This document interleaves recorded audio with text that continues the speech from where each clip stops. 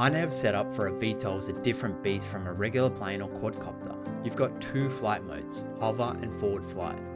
You've got servos physically moving those motors, a VTOL handling both pitch and yaw, and a transmitter that needs to control all of it. It took me a while to figure this out on my own, so today I'm walking you through every step so you can configure your VTOL from a fresh firmware flash to ready to fly. Okay, before we touch a single setting, let me show you exactly what we're starting from. This is a Core Wing F405. It's our brain, and notice that there's three connections. One is the Express ELRS receiver, two is the GPS module, and three is the USB connection that we'll be connecting to our computer from. Alright, step one, you're going to have to download INAV Configurator. This is essentially the firmware that sits on the flight controller. You're going to have to install it like any other app and you'll get a screen looking like this. For a brand new flight controller, click firmware flasher on the left. Depending on which flight controller you have, you may need to put it into bootloader mode. Some of them do it automatically, others you need to press a button while plugging it into the USB. The Core Wing F405 usually goes into bootloader mode automatically when you click flash firmware. In the target drop-down, find your flight controller. For the firmware version, choose the latest stable release. Now just click load firmware online, which downloads the latest firmware that you selected to your local box, and we're just gonna hit flash firmware and it will take about 30 seconds and hopefully you get a successful message at the end. Now we're going to configure the basics. Before we touch the motors or servos, we set up the sensors, ports and core features of iNav. We're going to start with an airplane mode preset, and that will give us all the default values that we need for now, but we'll be changing a bunch of these later on. Now we're going to begin the receiver wizard. Essentially, we're just going to assign the ports to the receiver and GPS modules. So for me, it was UART 6 for the receiver and UART 4 for the GPS module. For you, if you haven't plugged in the same order, it will be different. If yours is different, you should be able to find the flight controller's layout on the manufacturer's website. Alright, so now we're in the homepage of iNav. Right now I'm just showing you briefly that the GPS is connected via a blue signal and we're receiving satellite connections. Now we're going to quickly jump over the ports tab just to show you that I'm also got the serial port connected on UART 6 and the GPS on UART 4.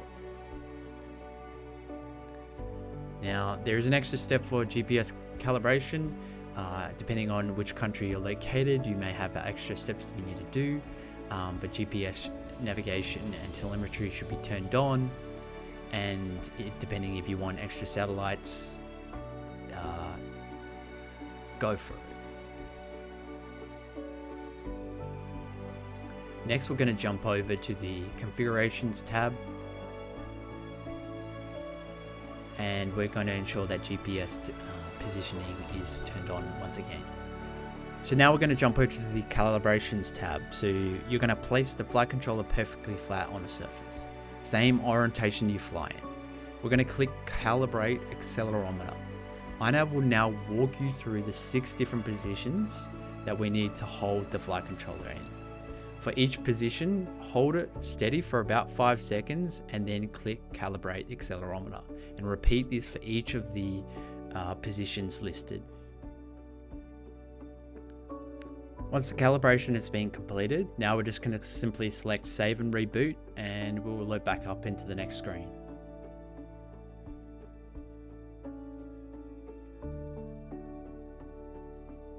Alright, so if everything went well, you should see green text on the right hand side and you should see everything blue up on the top right.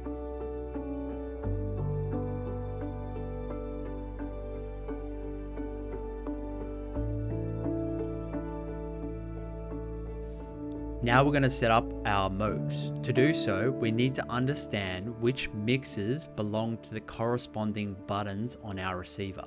For me, I'm going SA and SD. SA sits on channel 6 and SD sits on channel 9. Now we're going to jump over back into iNav and select the modes tab. We're going to start at the top and select an arming range. Now this will be based on the position of the switch, so we're going to be moving it to the furthest position and that will be between 1700 and 2100. Now we're going to jump over to the VTOL mode and add a mode for VTOL and a mixer transition. We're going to make the profile 2 all the way from 1300 to 2100, and the mixer transition mode from 1300 to 1700. Now what we saw before was our button layout, and we're going to assign the associated buttons based on the ones that we found before on our receiver. And that's it. When I flick SA all the way to the top end, it should be armed at the bottom, as we can see on the left. And now when we flick the SD from the 3 positions from 1, 2, and 3, we should be flicking between profile 1 and profile 2.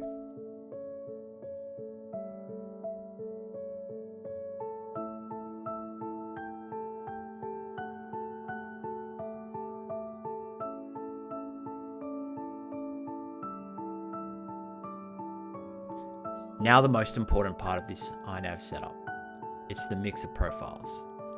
This actually had me stumped for quite some time. I don't know what it was, but it seemed very annoying to get the servos to line correctly. So if you go through that same experience, you're not alone. So hopefully watching this, you're able to have some quick wins and learn from my mistakes. iNav uses 2 mixer profiles for a VTOL aircraft. A Tricopter mode, which we'll use to transition and hover, and plane mode for forward flight. So the modes that we set up before were mixer transition and mixer profile 2, and selecting SD as the main switch to move between those mixer profiles. What is essentially going to occur is that we're going to be flicking between the 2 mixer profiles that we set up. So the plane mode and the Tricopter mode. And there'll be a middle between that allows us to position the servos at a 45-degree angle to slow the plane down. Now we're going to jump over to iNav and change the timer position so the motors are in the first 3 positions and the servos are followed by a gap in the timer. I just thought that this made it look cleaner. To do so, we're going to assign the first timers to be motors and then save and reboot. This will push the servos to the right and give us the first 3 motors with a gap and followed by the servos. Now I'm just going to quickly show you all the servos plugged in. This is going to be self-explanatory, but at the same time you're going to try to align the servos to the diagram in the iNav position. It can be a little bit twerky at sometimes, but just follow a sequential order, and if you get them out of order, just try to assign them in a way that makes sense to you, and then just remember that assignment. So then we can just update iNav to correspond to that assignment. So now we're going to begin by setting up the mixer profile 1, and mixer profile 1 is the plane. So to do so, we're going to actually do something different. I'm going to give you all the commands that you need, and all you have to do is go to the CLI tab and paste those commands. These commands are also referenced on the iNav VTOL setup guide that's found on the iNav GitHub page. But if you want to use my config, feel free. It'll be in the description as well. So here we're just setting up mixer profile 1 and mixer profile 2, which will also contain the Tricopter mixers. And this will just get us the basic view of what's going on. And each time we switch between the profiles, we just need to save and reboot. I just want to pause for a second. You don't actually have to use the CLI to put in your mixer config. You can just use the UI by just referencing what I have here. But for me, it took me back to the Cisco days of configuring routers and switches and struggling without having an LLM model to tell me exactly what the answer is. So yeah. Alright, so if you made it this far, we're going to be going back to mixer profile 1. And if we pause for a second, so what we see here is on the top left, the timer options, timer 3 and 4 are set to motors, which push the servo motors with a gap between that. Then we also see the motor mixers in the middle of the screen with 2 motors set. And then we also have the servo mixers positioned in order of the servos that I have plugged in. And we've got the roll, pitch, yaw, and the max positions. There are 2 settings that I just want to call out. There's a setting that I referenced in the CLI that referenced motor stop on low. This actually shuts off the tail motor in forward flight instead of leaving it spinning in idle. When we transition into the mixer transition, this motor, or the third motor, will begin to power up. The second command I just want to call out can be seen on the top left. Control profile will use the same index as the mixer profile. The reason why this is important is because we will be setting different yaw setting per control profile, and we don't want that to be applied to the hover mode and vice versa. And finally, the last part to call out is the max input. Now, on the left hand side, you can see the servo mixer references 4 and 5. 4 and 5 are the servos that I have plugged in that will be moving the motors between the transitions. Don't worry about the weights right now, we'll just move on to the next part so it doesn't complicate the scenario. Now we're just going to move over to the Tricopter setup. It's relatively the same, however we're going to be focusing on the servo mixers, and they're going to be specifically calling out the servos that are going to be moving the motors between the yaw position, the max position, and transition. And you can see it goes 4-5, 4-5, 4-5, which once again is my servos that are moving the motors.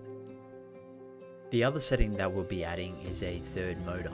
Now, the only difference that we're going to be making is we're going to be turning off roll, and we're going to be setting the pitch to -1.33.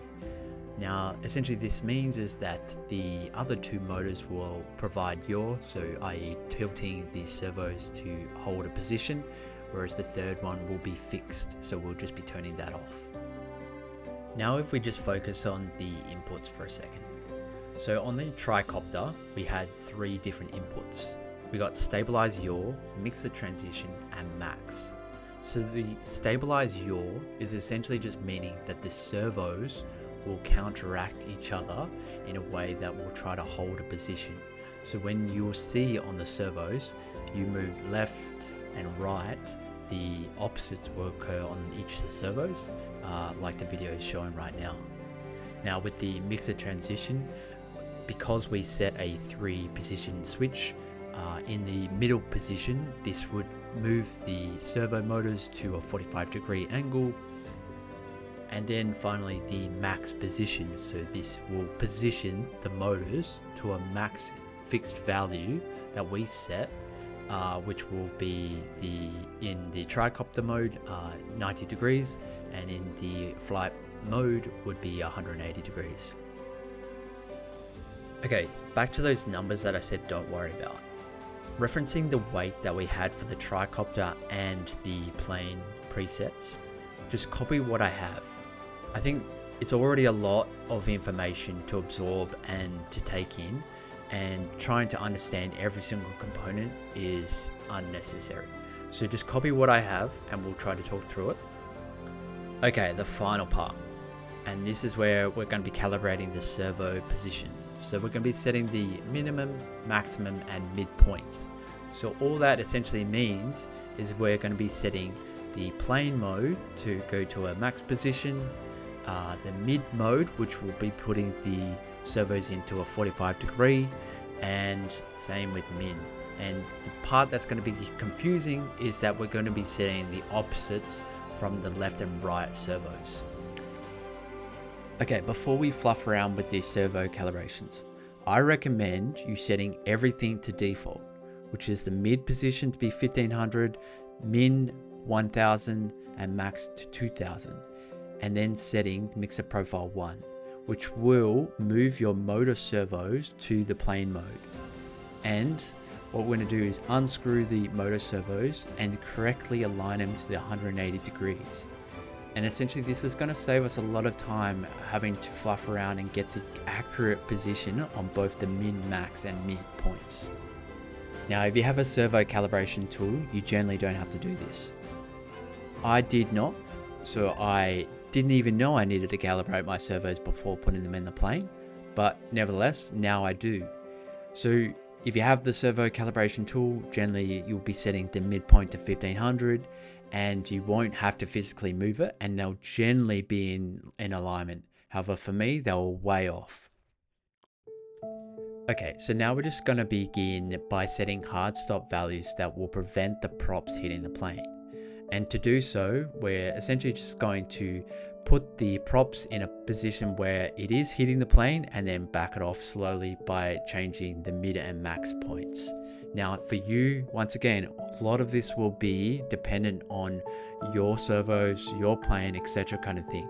But hopefully this video gives you a rough guide on how to play with it and slightly tune it.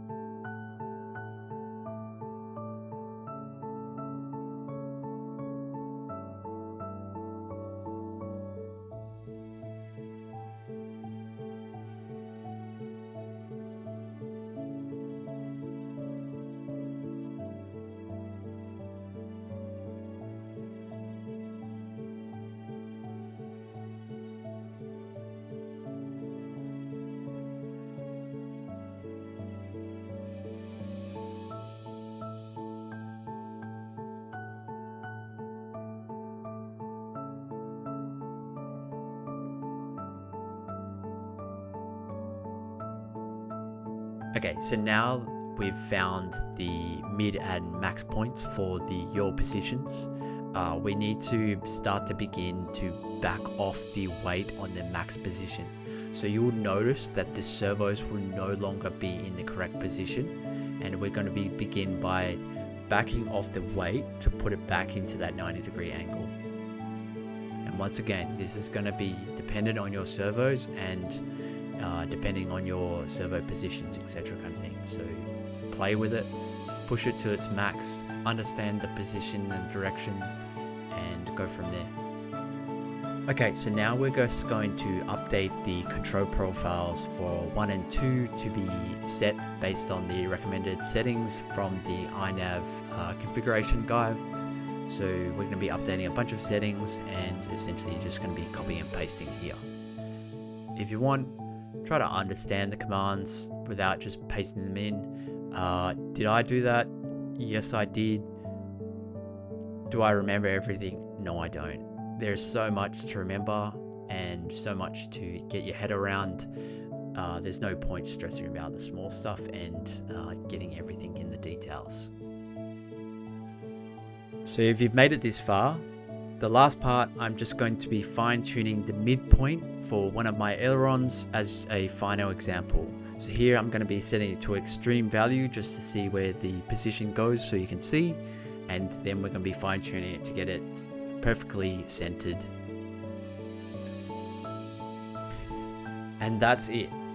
That was a lot of information to absorb, a lot of different parts, a lot of moving parts, and it isn't easy. It took me a long time to get there, and I finally got there, but it took a lot of mistakes and trial and error. If you have any questions, feel free to put it in the comments section, and if you liked this video, feel free to move on to the next video. Okay, bye.